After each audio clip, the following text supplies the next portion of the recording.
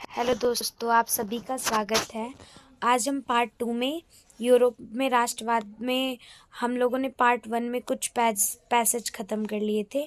अब पार्ट 2 में हम पढ़ेंगे राष्ट्रवाद का जो उदय हुआ था उसके क्या कारण थे, किस वजह से राष्ट्रवाद का उदय हुआ।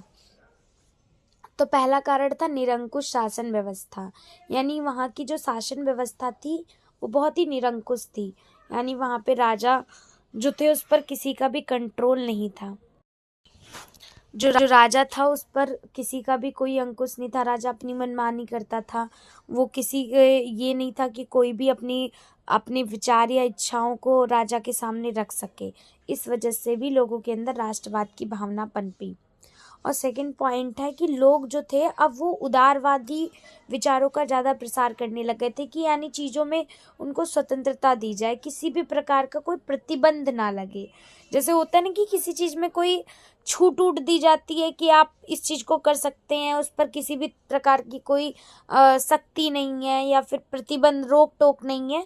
तो ऐसे लोगों के विचार हो गए थे कि अब उन्हें चीज़ों में मुक्ति चाहिए, स्वतंत्र होने चाहिए, वो लोग फ्री हो सके पहले से ज़्यादा वो। तो इस वजह से उन्होंने इसके ये जब ये नए नए विचारी उदारवादी विचार आना शुरू हो गए तो इससे भी राष्ट्रवाद की भावना का और ज़्यादा उदय हुआ। देन थर्ड पॉइंट है, अब लोगों ने स्वतंत्रता की, समानता की और बंधुत्व की जो नारा था जो कि फ्रांसीसी क्रांति से मिला था, ये जब लोगों के पास ये जब शब्द आने शुरू हुए, स्वतंत्रता लोगों ने शब्द जाना, समानता, बंधुत्व, भाईचारा, इस नारे की वजह से भी राष्ट्रवाद का उदय हुआ। और लास्ट पॉइंट जो कि इम्पोर्टेंट भी है, आपको पता ही, वहाँ अब लोग पढ़ने लिखने लग गए थे तो उनकी सोच भी, विचारधारा भी जो थी वो पहले की तुलना में बहुत बदल चुकी थी। रूढ़िवादिता जो विचार थे वो अब बिल्कुल ख़त्म होके अब उदारवादी विचारों का जब प्रसार होने लग गया, लोग पढ़े लिखे हो गए, तो इसकी वजह से भी राष्ट्रवाद का उदय हुआ।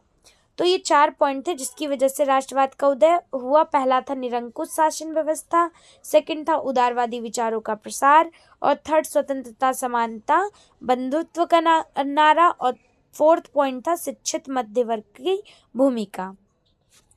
फिर उसके बाद है यूरोप में राष्ट्रवाद का एक क्रमिक रूप से विकास भी होता है। जैसे सबसे पहले कैसे विकास हुआ यूरोप में राष्ट्रवाद का, तो सबसे पहले तो फ्रांसीसी क्रांति होती है 1789 में, फिर नागरिक संहिता आती है 1804 में, फिर वियना की संधि होती है 1815 में, थर्ड वो उदारवादी की क्रांति आ जाती है 1848 में, फोर्थ पॉइंट में। देन फिफ्थ पॉइंट में जर्मनी का एकीकरण होता है इसी टाइम पे, और लास्ट में होता है इटली का एकीकरण। इसी से धीरे धीरे करके एक सीक्वेंस वाइज विकास होता रहा। किसका? राष्ट्रवाद का। कहाँ पर? यूरोप में। फ्रांसीसी क्रांति जो थे ना, वो आरंभ से ही जो भी फ्रांसीसी क्रांतिकारी थे उन्होंने ऐसे अनेक कदम उठाए थे जिनसे फ्रांसीसी लोगों में एक सामूहिक अपनी एक ग्रुप की पहचान यानी राष्ट्रवाद की भावना पैदा हो सकती थी। बाद में नेपोलियन ने भी प्रशासनिक क्षेत्र में और क्रांतिकारी सुधारों को प्रारंभ किया, जिसे 1804 की नागरिक संहिता कहा गया। यानी ऐसा नहीं है कि एकदम से किसी एक दिन कहा होगा किसी लोगों ने और उसी दिन सारे विचार तुरंत क्रांति हो गई, फ्रांसीसी क्रांति, और राष्ट्रवाद आ गया एक ही दिन के अंदर। मतलब जो फ्रांसीसी क्रांति की शुरुआत से ही जो बहुत सारे क्रांतिकारी थे उन्होंने ऐसे बहुत सारे कदम उठाए थे जिससे लोगों के मन में एक सामूहिक पहचान की भावना पैदा हो सके। बाद में इसी चीज को किसने? नेपोलियन बहुत इंपॉर्टेंट व्यक्ति हैं। इन्होंने ही प्रशासनिक क्षेत्र में क्रांतिकारी सुधारों की शुरुआत की, जिसे 1804 की नागरिक संहिता कहा जाता है या फिर नेपोलियन की संहिता भी कहा जाता है।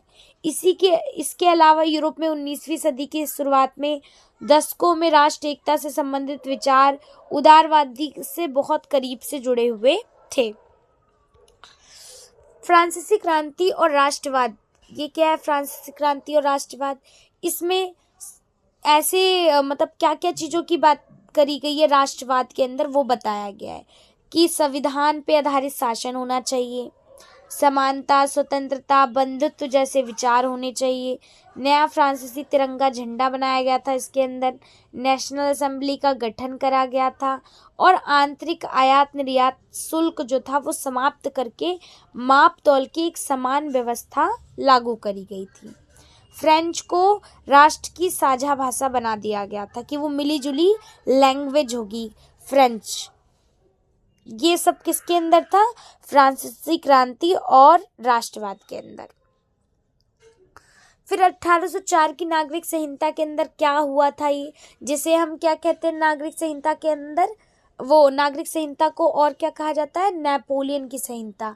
अभी हमने ऊपर भी पढ़ा था ना कि इसे नेपोलियन की संहिता भी कहा जाता है।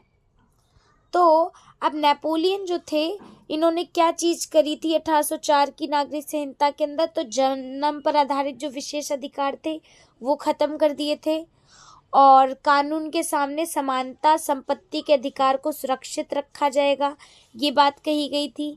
और प्रशासनिक विभाजन को इन्होंने आसान बनाया। सामंती व्यवस्था को समाप्त किया। दासत्व यानी कि जो गुलाम बना लेते थे वो, और जागीरदारी जो शुल्क लेते थे उससे मुक्ति करी किसानों की इन्होंने। शहरों में जो कारीगर थे उनकी श्रेणी संघों को नियंत्रण से हटा दिया गया। ये सारा 1804 की नागरिक संहिता में हुआ था। पेपर के पॉइंट ऑफ व्यू से ये इम्पोर्टेंट क्वेश्चन है, पेपर में आ सकता है, तो आप इसको थोड़ा और एक दो बार वीडियो को फिर से पीछे करके सुन लीजिएगा तो आपको बिल्कुल अच्छे से याद हो जाएगा। बस आज के लिए इतना ही बहुत है। धन्यवाद।